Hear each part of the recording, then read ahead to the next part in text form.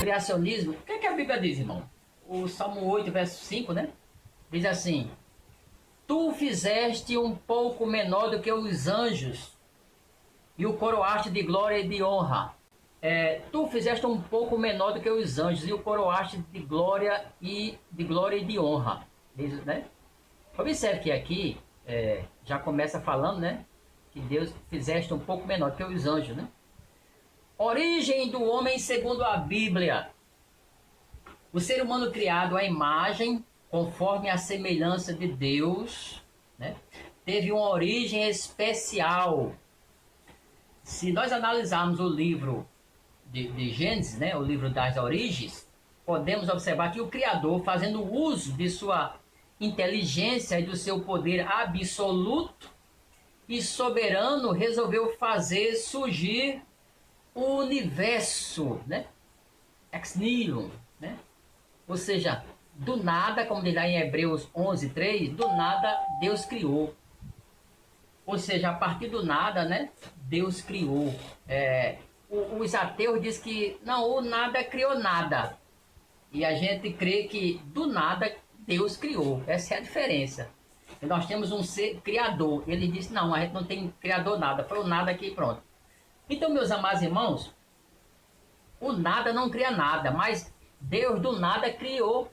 Está escrito em Hebreus 11, versículo 3, né, que do nada Deus criou todas as coisas.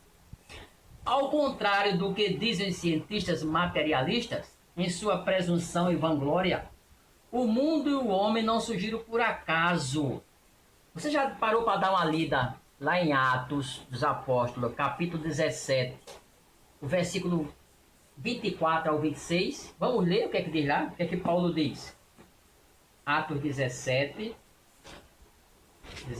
24. Olha o que é que Paulo diz aqui, irmãos. O que é que Paulo diz? Olha só. Agora a gente vai ler, vê se alguém consegue aí. Atos capítulo 17, versículo 24 e 25. Olha o que é que Paulo diz.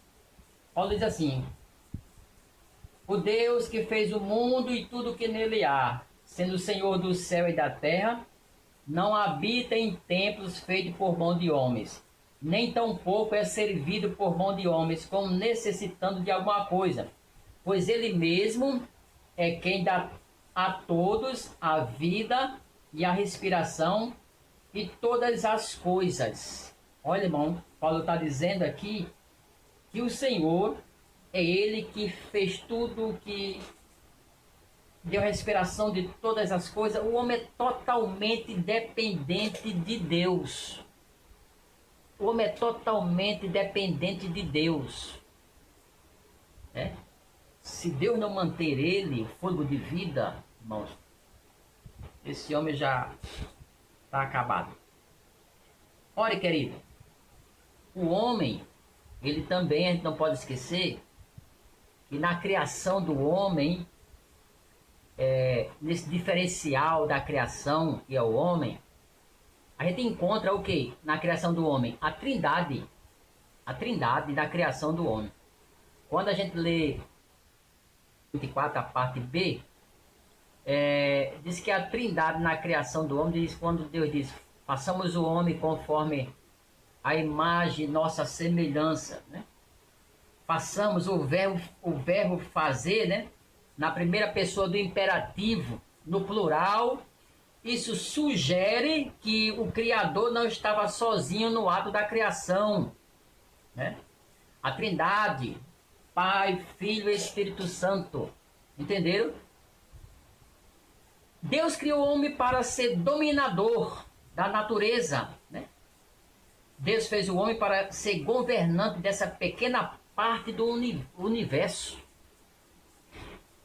Vamos ler Isaías 45, irmãos. Isaías 45, versículo de número 18.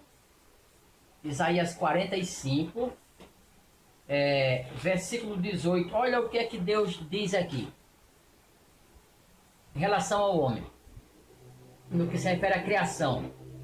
Porque assim diz o Senhor que tem criado os céus O Deus que formou a terra e a fez. Olha só. Ele confirmou, não criou vazia, mas a formou para que fosse habitada. Eu sou o Senhor e não há outro.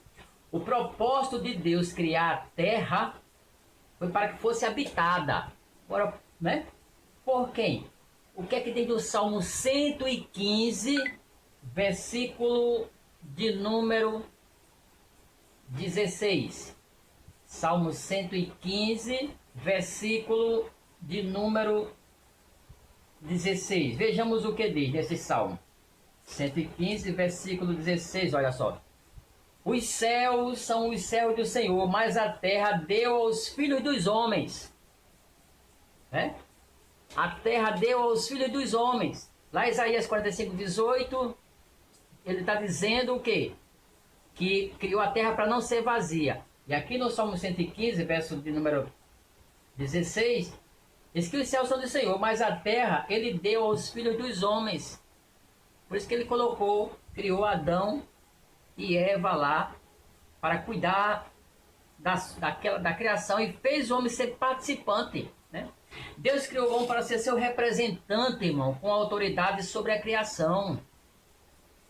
Você lembra quando criou Adão? Eles estavam lá e Deus deu o domínio para que ele desse nome aos animais, né? Dominasse todas as coisas, né? Como foi essa formação do homem, irmão? A formação do homem. Ora, os elementos químicos ou substâncias encontradas no corpo humano são todas encontradas no barro ou na argila. Por exemplo, a tabela periódica da química, né? Dos 106 elementos químicos existentes, eu acho que é 106, né? Existente na natureza, é conhecido pelos... Esses 106 são conhecidos. Esses elementos químicos que tem na Terra, tem o homem também, né? 26, se não me engano, 26 são encontrados no corpo humano, né? Assim, por um processo sobrenatural, Deus extraiu do barro os elementos químicos que formam o corpo humano, os combinou de forma especial e formou o homem do pó da terra. Sobre os elementos químicos da terra. Né? Entenderam como é que foi Deus fez? Pegou o pó da terra, tirou os elementos químicos que hoje é encontrado na natureza e de uma forma especial, sobrenatural, a gente não sabe como é que foi esse poder. Aí o que é que Deus fez? Fez o homem. Né? Você lembra o que Jó diz lá no Jó 10, 9, diz assim: peço-te que lembres de que, como barro me formaste, de que ao pó me farás tornar. Ou seja, ele sabia que o homem foi formado como barro e não de barro, viu, irmão?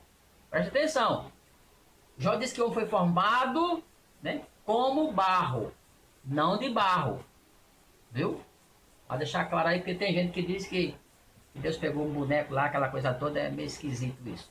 Certo? Outra coisa interessante na criação do homem, irmãos, é que o homem já foi feito adulto. Deus não fez Adão um menino, uma criança, não, né? Eu não sei qual é a idade de Adão, né? Nem sei. Mas Deus, assim, não criou ele como um menino, ele criou já um adulto já, né? Como foi criado adulto. A cada parte das escrituras percebe-se que uma evidente maturidade dos seres que foram criados, assim também como o homem, né? Com isso queremos indicar que Deus não criou nenhum... Olha uma coisa interessante aqui. Deus não criou nenhum óvulo ou embrião, viu, irmãos? Vamos deixar isso claro. Na criação de Adão e Eva, Deus não criou nenhum óvulo ou embrião como a gente precisa hoje. E sim o homem ser adulto. Lembre-se disso. Deus não criou nenhum óvulo e nem sequer um embrião. Né? Existe até uma pergunta que a gente faz muito isso na sala de teologia, né? Eu acho que os irmãos já ouviram já. A pergunta que alguns fazem: Adão tinha umbigo ou não? Né? Adão tinha umbigo ou não? Né? Então vocês raciocinem junto comigo. quando nessa criação do homem, quando Deus cria o homem, né, fica claro que Deus já faz ele adulto e que não houve um embrião, certo? Deus não criou um embrião e nem um óvulo. Deus simplesmente criou o homem dos elementos químicos da natureza, a tabela periódica de química, né? Você vê esses elementos que tem lá, é encontrado no nosso corpo. E cria o homem. Adão e Eva foram apresentados um ao outro, né? Porque eles já tinham capacidades, irmão, reprodutiva. Como foi feito com todas as suas potencialidades físicas e emocionais, viu? Físicas e emocionais, né? Deixa eu ver aqui. Pastor, no caso, a origem da linguagem foi desde o princípio, desde o início, Deus ensinando a falar com Adão? Sim, com certeza. Quando Deus criou Adão, criou ele perfeito, né?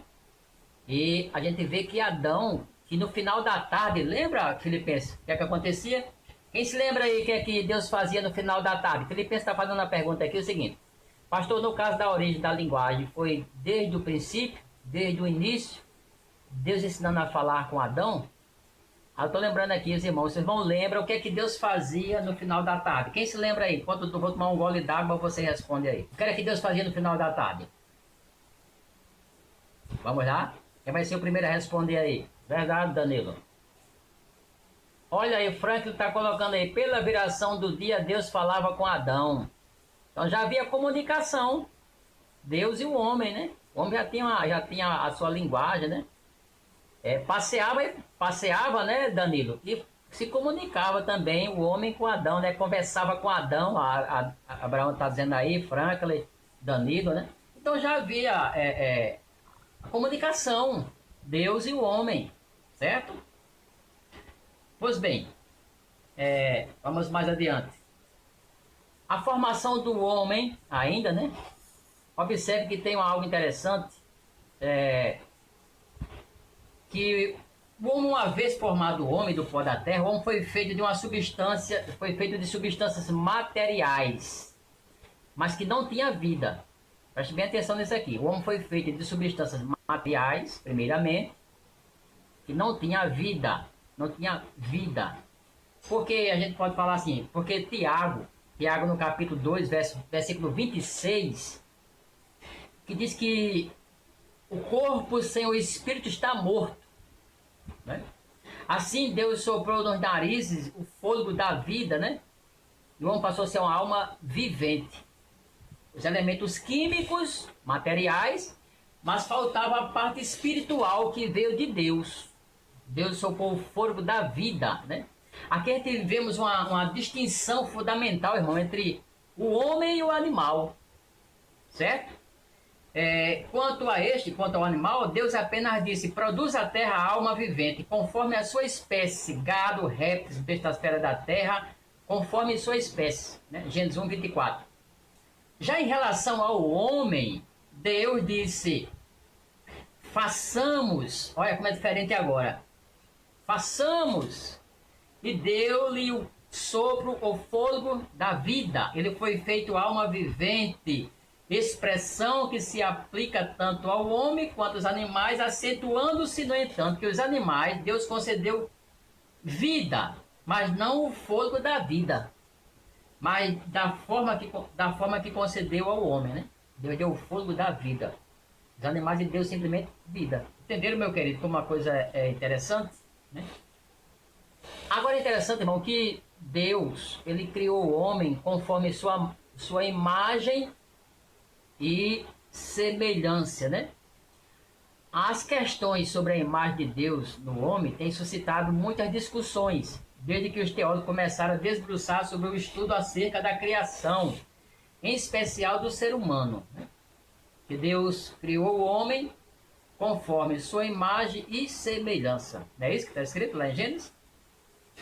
Os pais da igreja, irmão, alguns, né, entendiam que a imagem de Deus no ser humano seria o conjunto de características morais e espirituais, levando a seres santos. Agora, nem todos chegavam a um acordo. Por exemplo, Tertuliano, né? Tertuliano fazia distinção entre imagem e semelhança, considerando a imagem como aspecto corporais e semelhança. Já pensou? Tertuliano,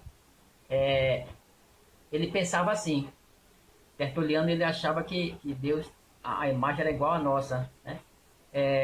Como sentido e característica, né, espirituais. Orígenes e Clemente de Alexandria discordava desse entendimento, afirmava que a imagem referia-se às características próprias do ser humano, enquanto que a semelhança se referia à qualidade provida de Deus, não inerentes ao ser humano. Pelágio, né? Pelágio via na imagem somente a capacidade de raciocínio que o homem desenvolvia, podendo valer-se do livre arbítrio.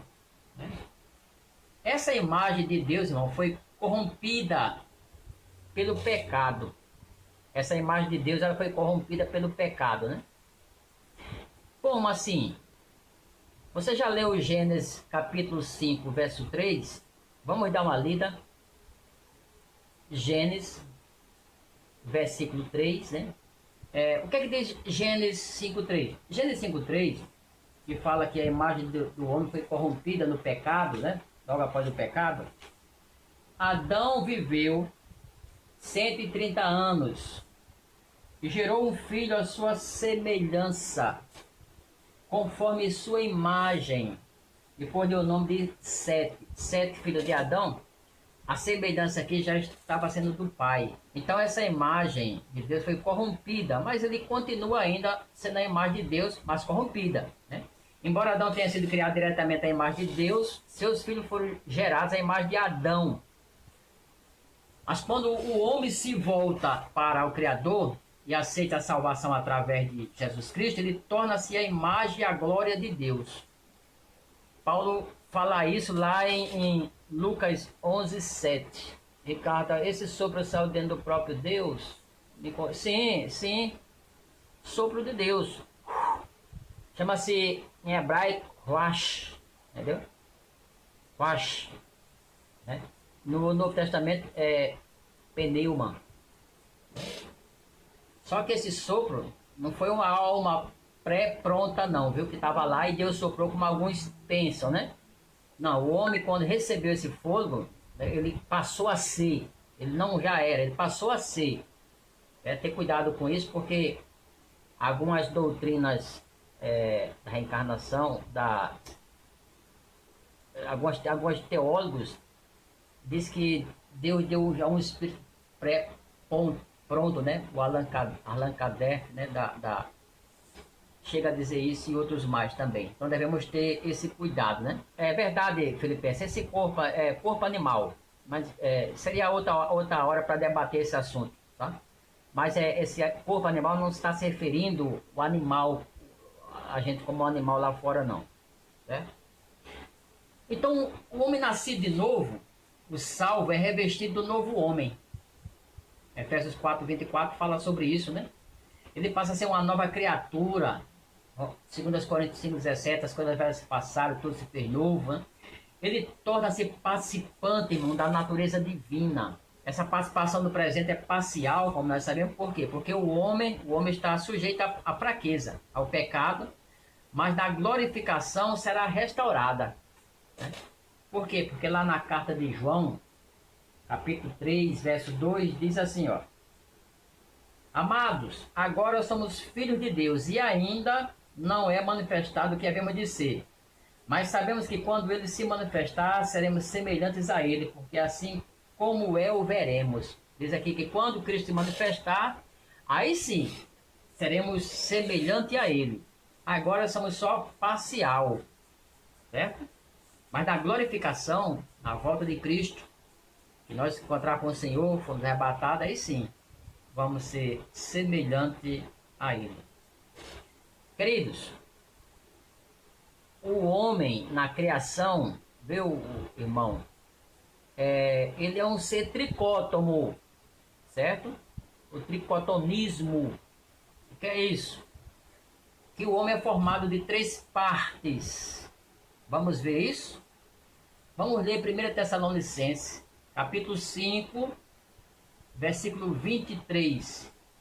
O que é que Paulo fala sobre o assunto? Vamos ler aí? 1 Tessalonicenses, capítulo 5, versículo 23. Ele diz assim, ó: o mesmo Deus de paz, vos santifique em tudo, em todo o vosso espírito, preste atenção nisso aqui, ó, espírito e alma e corpo, sejam plenamente conservados, irrepreensíveis para a vinda de nosso Senhor Jesus Cristo. Este versículo, ele deixa clara a tricotomia do homem, né? Hebreus 4:12 também fala algo a respeito ainda, né? Hebreus 4:12 diz que, este versículo 4:12, ele diz assim, ó: porque a palavra de Deus é viva, é eficaz, é mais penetrante do que espada alguma de 2 gumes, penetra até a divisão da alma e do espírito, né? Das juntas e medulas, e apta para discernir os pensamentos e intenções do coração. Então, o ser humano, ele é a tricotomia. O homem é formado de 3 partes. Corpo, que no grego é soma, né? Alma, psique, né? Espírito, pneuma, certo? Por exemplo, o corpo tem um papel importantíssimo. Por quê?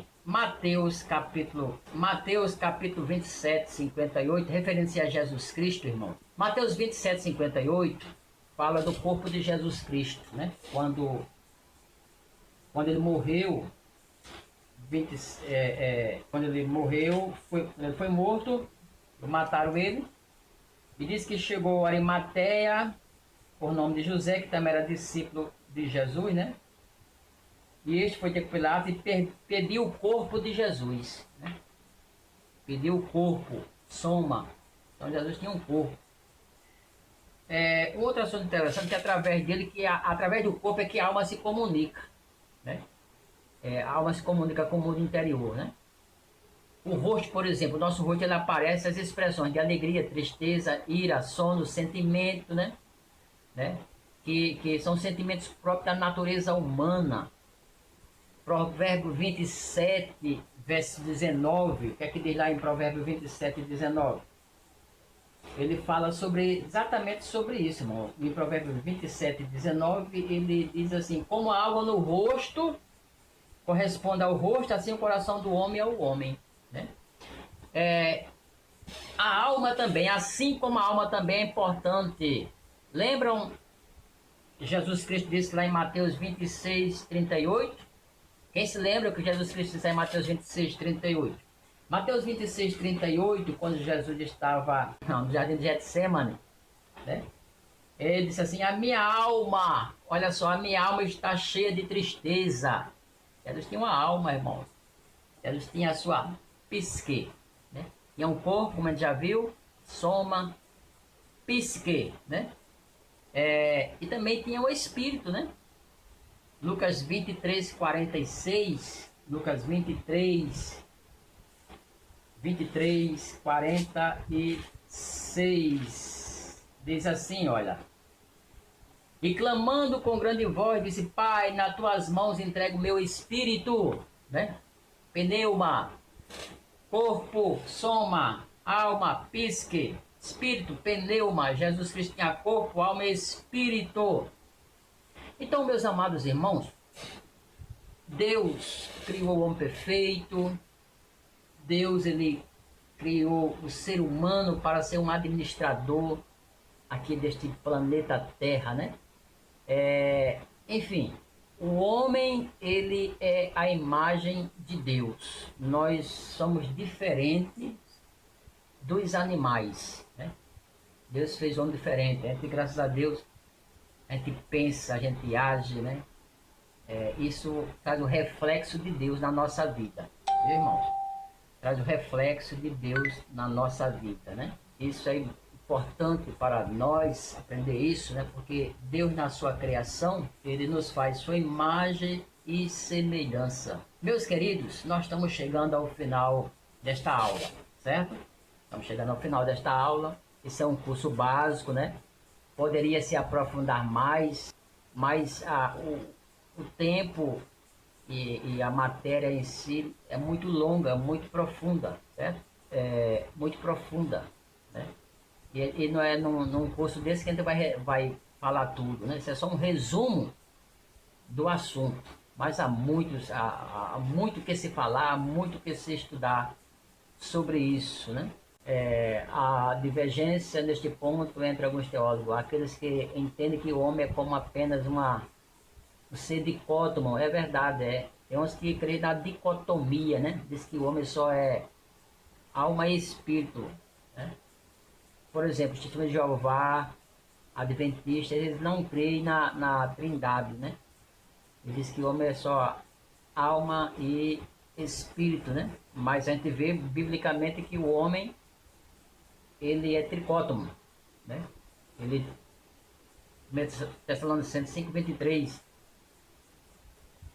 fala de corpo, fala de alma e fala do espírito. É a tricotomia. E isso tem base bíblica, né, para isso.